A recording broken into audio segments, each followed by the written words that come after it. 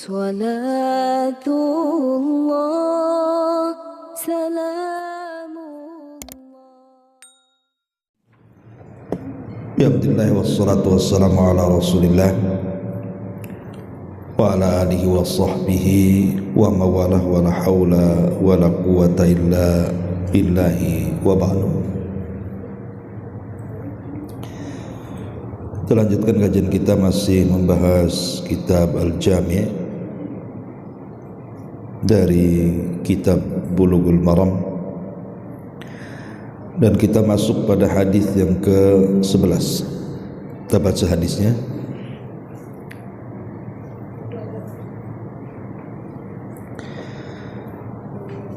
Wa anhu radhiyallahu anhu qala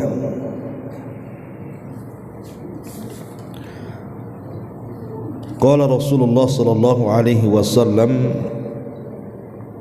la yashrabanna ahadun minkum qa'ima, akhrajahu Muslim. Dan darinya, maksudnya masih dari hadis Ali radhiyallahu an, Rasulullah sallallahu alaihi wasallam bersabda, janganlah salah seorang di antara kalian minum sambil berdiri. Hadis ini dikeluarkan Imam Muslim.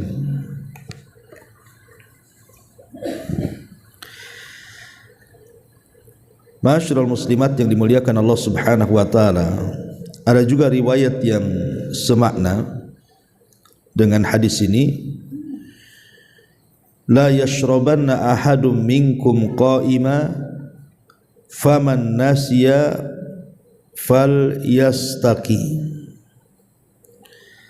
Janganlah sekali-kali kalian minum sambil berdiri. Apabila dia lupa, maka hendaklah dia memuntahkannya.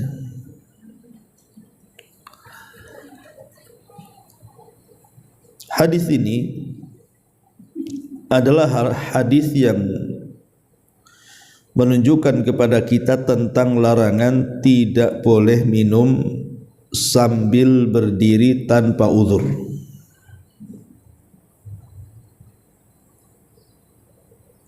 Tetapi para ulama ketika membahas tentang larangan dalam hadis ini, apakah kemudian larangan ini sampai kepada tingkat haram? Jadi kalau ibu minum berdiri itu berdosa karena hukumnya haram,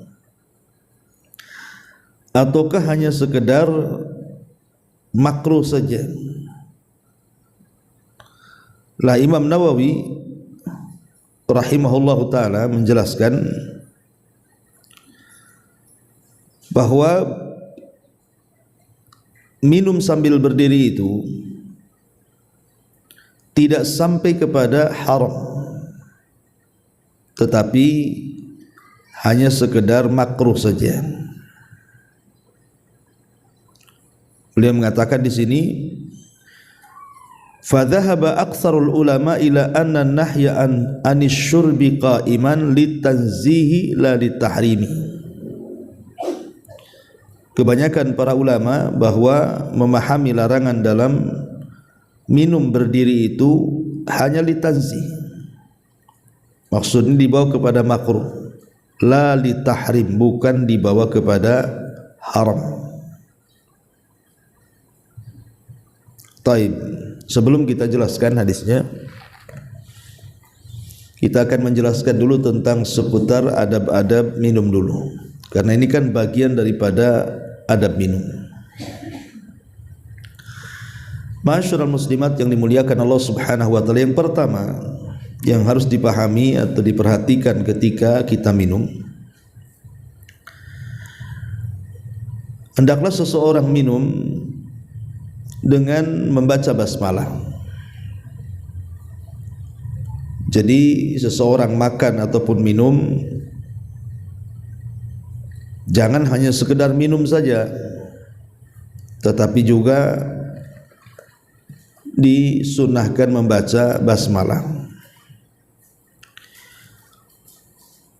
Kemudian juga yang kedua, kalau seandainya ibu dalam posisi rame-rame duduk, kemudian tekonya kan cuma satu, ya gelas banyak, tapi kan tekonya cuma satu,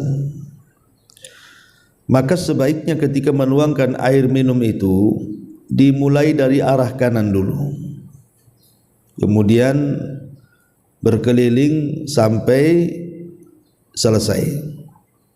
Karena itu ada hadis Nabi SAW, sakil kauma akhirahum syurban, berilah minum sebuah kaum itu sampai kepada yang terakhir yang minum. Kata ulama ketika memahami hadis ini, maksudnya adalah berilah minum dari sebelah kanan. Ini yang kedua. Yang ketiga, tidak minum dari mulut teko, tapi sebaiknya dituangkan ke dalam gelas. Kenapa demikian? Nabi SAW melarang dalam hadis yang dikeluarkan Imam Muslim, naha Rasulullah SAW an ikhtinathil asiqqa an yashraba min afwahiha. Nabi SAW melarang tidak boleh minum dari sisi pecahan atau retakan gelas, dan tidak boleh langsung dari mulut bejana ketika minum. Kenapa demikian, Bu? Tentu ada alasannya. Ya, kok orang tidak boleh minum langsung dari mulut teko itu, kok kenapa? Ini kan teko aku, bukan teko dia. Terserahlah kan gitu. Pertama, Bu, kenapa dilarang? Karena kan kita tidak tahu dalam teko itu, apalagi tekonya tidak transparan ya. Lain kalau teko gelas nampak isi airnya kan. Tapi kalau teko-teko zaman dulu itu kan biasanya pakai seng kan, pakai ya semacam seng lah, warna kuning ke apa gitu kan. Lah kita tidak tahu isi teko itu, barangkali ada binatang-binatang yang masuk ke dalam teko kan. Kemudian ibu minum dari mulut teko, tahu-tahu kemakan pula binatang tuh. Itu satu, ya. Takutnya ada binatang-binatang yang membahayakan. Ya. Kemudian yang kedua, yang namanya mulut teko ini, takut teko itu diminum bersama-sama. Kalau umpamanya kita minum dari mulut teko, boleh jadikan bekas dari mulut kita nanti nempel di teko tuh, Bu. Boleh jadi umpamanya mau menyebarkan penyakit kan, entah lagi flu, entah lagi apa kan. Kemudian nempel pula di mulut teko itu, diminum pula keluarganya, nyebar nanti penyakitnya. Ini juga di antara kenapa Nabi SAW melarang tidak boleh minum dari mulut teko.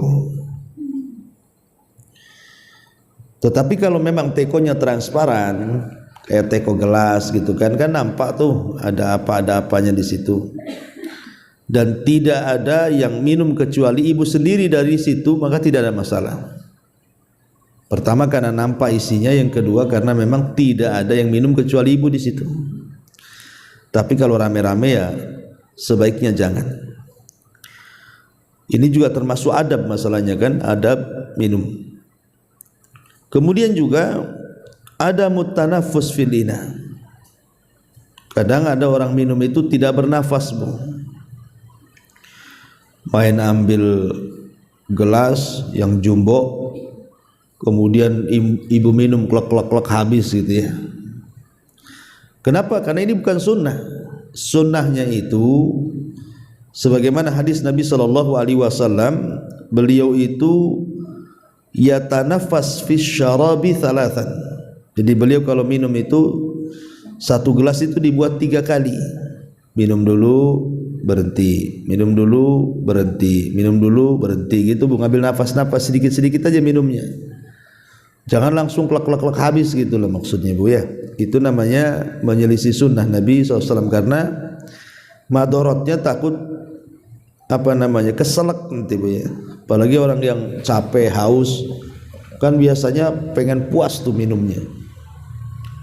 Bukannya malah kesedek jadi penyakit kan Bu. Jadi seseorang sebaiknya minum pelan-pelan, berhenti dulu, ngambil nafas, minum lagi, begitu sunnahnya. Termasuk juga yang harus diperhatikan adalah adamun nafhi fil ina, tidak boleh meniup saat panas. Kenapa? Karena ada hadis Nabi SAW melarang dari Abi Sa'id Al-Khudri radhiyallahu an, naha anis syurbi min sulmatil qadahi wa an yanfukha fi syarabi. Rasulullah sallallahu alaihi wasallam melarang minum dari bagian yang retak dari sebuah gelas dan melarang meniup di dalam minuman. Tapi sekali lagi, kalau seandainya ibu lagi makan dengan yang berkuah-kuah gitu ya, entah kuah serasem, kuah gulai, rawon, pokoknya intinya ada kuahnya lah. Kan ibu biasanya kalau langsung makan atau minum-minum yang panas, kopi, teh O dan yang lainnya, itu kan membahayakan. Sehingga ada di antara kita ini kadang kalau mau makan minum itu ditiup-tiup gitu kan. Nah sebenarnya hukum meniup makanan itu sampai tingkat apa gitu ya. Maka ulama mengatakan bahwa meniup dalam makanan itu tidak sampai tingkat haram, tetapi hanya makruh saja. Tetapi walaupun demikian, kalau memang ada hajat, kata ulama, idza kana hunaka hajatun tad'u ila nafhi fi at-ta'ami aw asy-syarabi li tabridihi. Kalau seseorang itu memang berhajat untuk meniup dalam makanan ataupun minuman untuk mendinginkan, wa kana yahtaj ila an ya'kula aw yashraba, dan dia pengen cepat-cepat makan dan minum, wa yashuqqu alaihi an yantadhirahu, dan dia berat untuk nunggu kelamaan gitu ya, maka ulama mengatakan fa innal karahiyata tazul, maka hukum makruhnya dianggap hilang. Artinya boleh Bu ya. Jadi niup itu kalau memang ada hajat, ibu lapar, pengen cepet-cepet makan gitu ya. Sementara nunggu dingin tak ada kipas pula di situ. Ya sudah nggak apa-apa. Ya, kemudian nggak ada pokoknya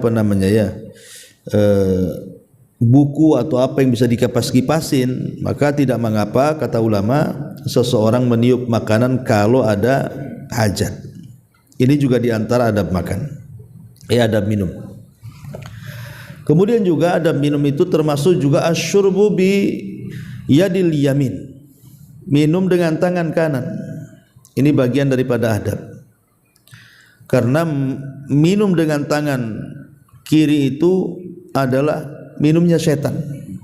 Kata Rasulullah, ya'kulanna ahadukum bishimali wa la yasrabanna biha fa inna syaitan ya'kul bishimali wa yashrab biha. Kata Rasul, jangan makan dengan tangan kiri, jangan minum dengan tangan kiri, karena setan makan dengan tangan kirinya dan minum dengan tangan kirinya. Artinya kalau kita minum dengan tangan kanan itu kita sedang menyelisihi setan.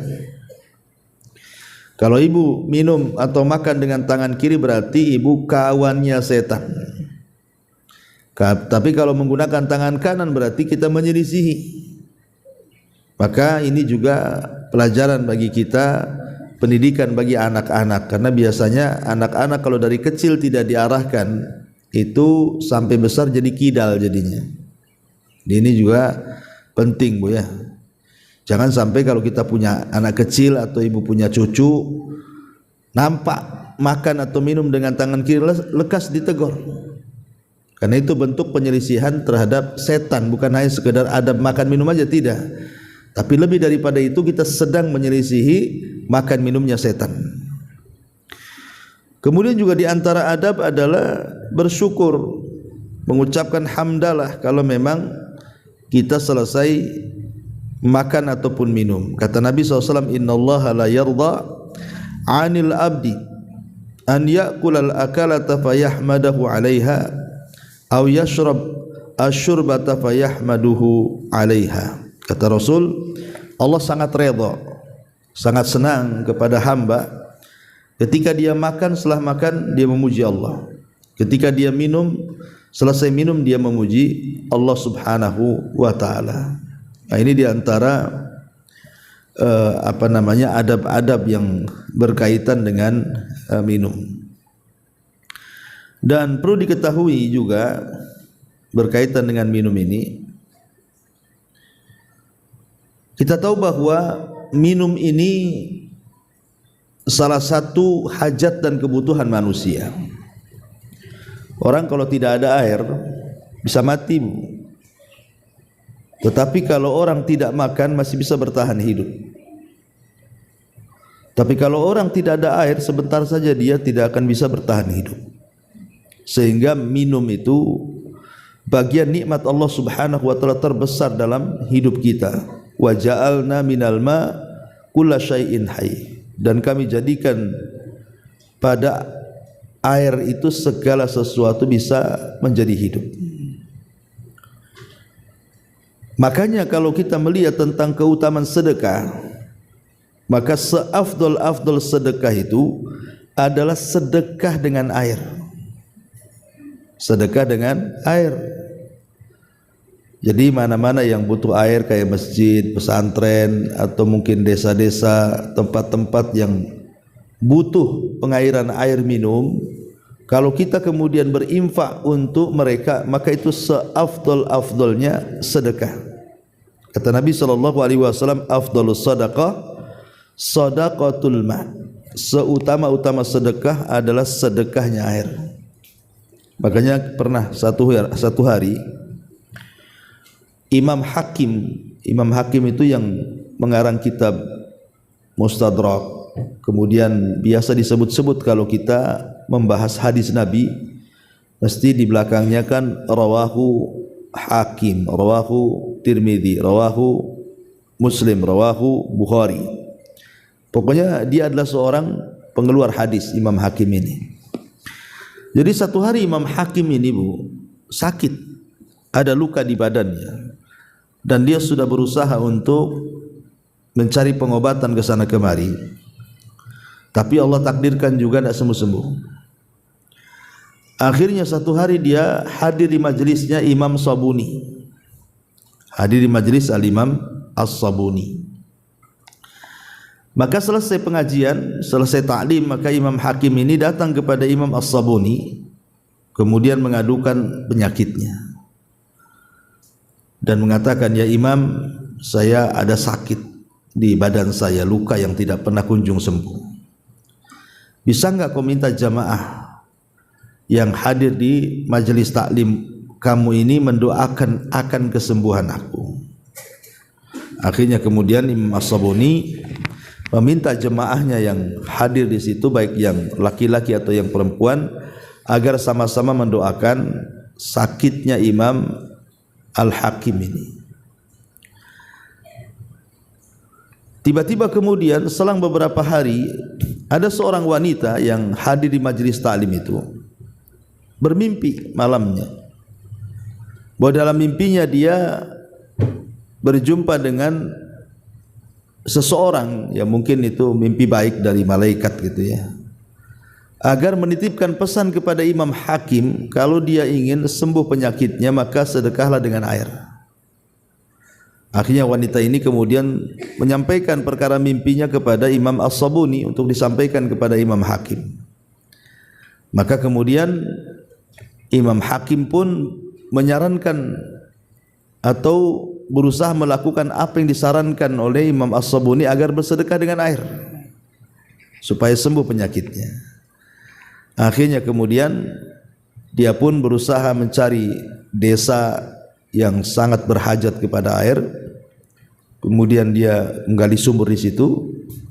kemudian dia sedekahkan airnya kepada warga desa yang ada di situ. Lah selang beberapa waktu setelah peristiwa itu, subhanallah, Allah sembuhkan tuh penyakitnya Imam Hakim. Makanya Nabi SAW mengatakan apa? Tadawaw mardakum bisadaqah. Kasih carilah kesembuhan bagi orang sakit di antara kalian dengan sedekah. Jadi dari sini kita tahu bahwa air itu adalah seafdal-afdalnya sedekah. Dan hal yang sama terjadi kepada seseorang yang datang kepada Abdullah ibn Mubarak. Dia pun sakit orang ini. Kemudian dia mengadu kepada Abdullah ibn Mubarak akan sakit yang diderita yang lama sembuh tuh. Maka Abdullah ibn Mubarak menyarankan agar dia sedekah dengan air. Setelah dia sedekah dengan air, tiba-tiba Allah sembuhkan. Nah itu kan bagian daripada sebab, ya kan? Tetapi kita lihat di sini kita tidak berbicara soal cerita sembuhnya, tetapi kita bicara soal airnya. Bagaimana manfaat air itu luar biasa. Sampai-sampai kemudian dijadikan oleh para ulama sebagai afdal as-sedekah, sedekah yang paling utama, bahkan bisa dijadikan tawassul untuk kesembuhan. Karena tawassul dengan amal saleh, ya. Ini diantara yang harus dipahami soal keutamaan air ini. Ya baik sifatnya, ya kalau sekarang kan ada dibuatkan sumur bor ataupun sumur biasa, atau mungkin sekarang kan ada ATB, udah masjid ini saya yang bayar ATB-nya atau saya yang pasang ATB-nya, ya. Dan begitu seterusnya. Tapi walaupun demikian Bu, bicara soal minum ini yang harus Ibu pahami, ada di sana minuman-minuman yang haram. Tidak semua air boleh diminum. Apa saja minuman yang haram itu? Yang pertama al-muskirat, minuman yang memabukkan. Dan itu tercantum dalam surah Al-Maidah ayat 90. Innal khamra wal maisir wal ansab wal azlam rijsun min amali syaitan fastanibuhu la'allakum tuflihun. Ingat bahwa khamar itu bagian daripada amal setan, tinggalkan agar kalian beruntung. Ini yang pertama, jangan minum khamar, haram hukumnya.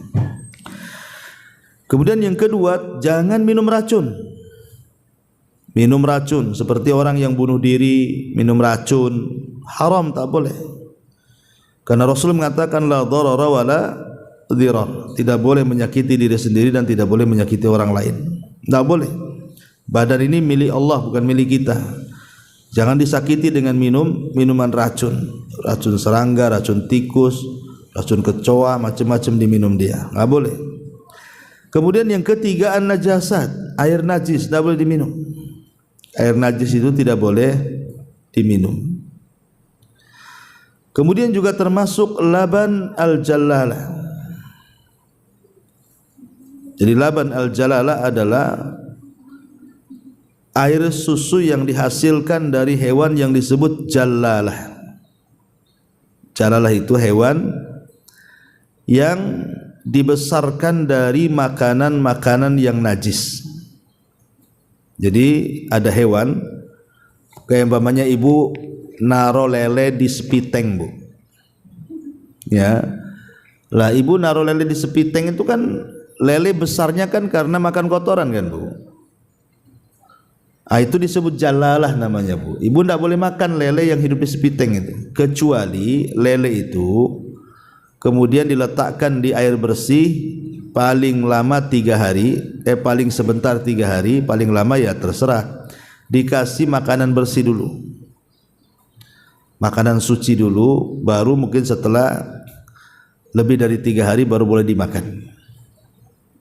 Tapi kalau langsung ibu ambil dari sepiteng, langsung digorok kemudian dimakan, itu tidak boleh Bu. Itu namanya hewan jalalah, tidak boleh. Makanya sebaiknya jangan naruh lele di sepiteng Bu. Itu maksud pada jalalah. Jadi jalalah tidak mesti ini contoh saja, jalalah itu apa gitu ya. Nah, termasuk juga kalau ada kambing, ada unta, ada sapi, dia makan kotoran yang najis, maka itu air susunya tidak boleh diminum tuh. Itu namanya labanul jalalah, namanya tidak boleh. Termasuk juga seseorang minum dari hewan yang campuran, yang satu haram bapaknya atau ibunya suci umpamanya. Ya contoh sajalah walaupun mustahil. Bapaknya anjing, ibunya kambing. Itu anaknya jadi apa tuh? Ya. Jadi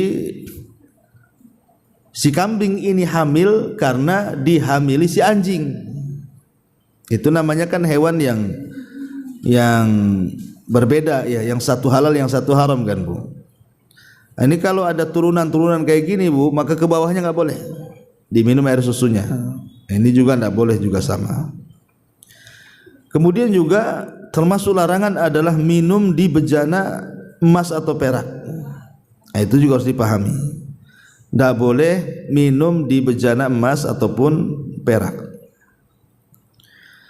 Taib masyarul muslimat yang dimuliakan Allah Azza wa Jalla. Kemudian ada air-air yang sifatnya khusus, seperti ibu minum air susu.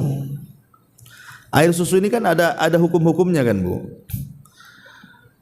Apa saja sunnah-sunnah minum air susu itu? Pertama, ya biasalah baca basmalah umum ya. Karena memang setiap makan minum itu dianjurkan baca basmalah. Kemudian yang kedua, berdoa setelah minum. Doanya Allahumma barik lana fihi wa zidna minhu. Allahumma barik lana fihi wa zidna minhu. Ya Allah, berkahilah kami karena susu ini dan tambahkan kami darinya. Ini berdoa setelah minum air susu. Kemudian yang ketiga, berdoa kepada orang yang memberikannya. Jadi kalau ada orang yang memberikan susu kepada ibu, kemudian orang itu, maka ibu harus mendoakan orang yang ngasih susu itu. Allahumma barik lana fihi wa at'imna khairan minhu. Ya Allah, berkahi kami karena makanan ini dan berilah kami makanan yang lebih baik darinya, dan berkahi orang yang telah memberinya. Kemudian juga disunahkan berkumur-kumur Bu, karena Rasul mengatakan innalahu dasman, sesungguhnya susu itu memiliki lemak. Makanya kalau harus minum susu, ibu mau sholat mau apa, berkumur-kumur, itu sunnah ya. Nah, kemudian juga ada air yang memang memiliki hukum khusus seperti air zam-zam. Nah, itu juga memiliki hukum khusus Bu, air zam-zam itu. Dan disunahkan kalau minum menghadap kiblat gitu ya, kemudian baca basmalah dan jangan lupa banyak-banyak berdoa. Dan boleh seseorang itu minum air zam-zam sepuasnya ya, sambil berdoa, karena memang Rasul mengatakan ma'uz zamzam lima syuribalahu, air zam-zam itu dikabulkan kepada setiap doa para peminumnya. Jadi ibu kalau habis umroh bawa zam-zam kan gitu ya, jadi ibu bisalah untuk minum di rumah sambil berdoa gitu ya, karena itu doa air zam-zam peminumnya pasti akan dikabulkan. Masyaallah muslimat yang dimuliakan Allah Azza wa Jalla. Kembali kepada pembahasan hadis yang kita bahas di sini, bahwa kita dilarang minum berdiri, artinya kita disuruh minum duduk. Kita disunahkan minum duduk, jangan berdiri. Kenapa demikian? Sebab banyak sekali kenapa Nabi SAW melarang ya tidak boleh minum sambil berdiri itu. Rupanya Nabi SAW 14 abad yang silam itu ketika mengatakan la yashrabanna ahadum minkum qa'ima, janganlah salah seorang di antara kalian minum sambil berdiri. Ini kan alamat dari alamat nubuah Bu. Ini alamat kenabian. Nabi tahu akan madaratnya minum sambil berdiri. Walaupun Nabi tidak pernah meneliti seperti penelitian yang dilakukan orang sekarang kan Bu. Orang sekarang kan diteliti, setiap apa yang diucapkan Nabi kan diteliti. Oh rupanya bahwa orang minum berdiri itu bisa mengakibatkan gangguan sistem pencernaan umpamanya, bisa menjadikan perut kembung ya, kemudian juga bisa tersedak, bisa gangguan lambung dan begitu seterusnya kan kalau dalam ilmu kesehatan kan Bu ya. Bahkan saya pernah ngobrol Bu dengan salah seorang ikhwan lah di Batam ini, dia mengatakan betul lah Ustaz, kenapa Nabi itu melarang kita minum sambil berdiri itu. Dulu katanya saya sering sakit pinggang, sering sekali sakit pinggang, padahal minum air putih itu selalu katanya orang kalau suruh minum air putih itu suka hilang sakit pinggangnya. Akhirnya kemudian saya terbaca kenapa Rasul melarang tidur sambil minum sambil berdiri. Jadi saya coba, saya tidak pernah minum sambil berdiri Ustaz, kata dia. Saya pokoknya dalam kondisi apapun pasti saya minum duduk. Lah setelah saya amalkan katanya kan minum sambil duduk itu, subhanallah, hilang sakit pinggang saya Ustaz katanya. Ini pengakuan ikhwan kita kan itu. Ya kita yakin saja insyaallah kan, karena bagaimanapun Nabi SAW ketika melarang sesuatu itu pasti ada madaratnya kan. Maka ketika dilarang minum berdiri berarti yang disunahkan minum duduk. Lah ketika minum duduk pasti ada faedahnya. Ya pasti ada faedahnya secara kesehatan gitu ya. Jadi itulah memang nubuah dari nubuah kenabian. Tapi kalau kita langgar selalu kita minum berdiri pasti akan banyak penyakit yang datang, dan ibu bisa tanyalah ke para dokter dan spesialis kesehatan gitu kan tentang bahaya minum berdiri, atau mungkin bisa dilihat di Google kan, mesti nanti ketemu tuh. Wallahu alam, ini diantara faedah hadis ke-11 tentang larangan minum berdiri. Baik Bu, satu hadis saja sampai di sini kita buat tanya jawab, silakan.